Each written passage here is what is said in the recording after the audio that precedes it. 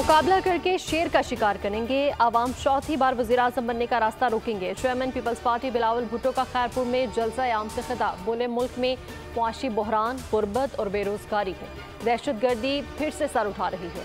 दीगर सियासी जमातों के पास ना मंशूर है ना कोई नजरिया, हम अवामी राज कायम करेंगे।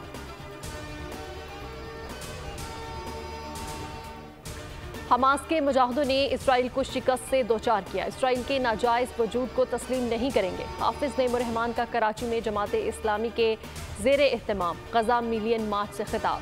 कहा, जो जनूबी अफ्रीका ने किया काश वो कोई मुस्लिम मुल्क करता। इस्लामी दुनिया के पास 70% वसाइल है, फ़लस्तीनी के साथ गद्दारी नहीं करने देंगे।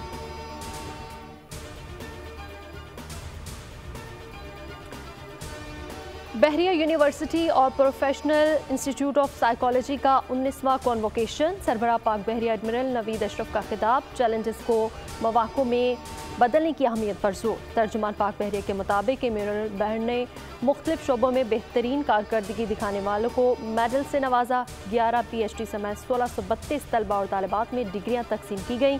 नेवल चीफ ने तलबा और तालिबात को टीम वर्क की अहमियत से आगाह किया।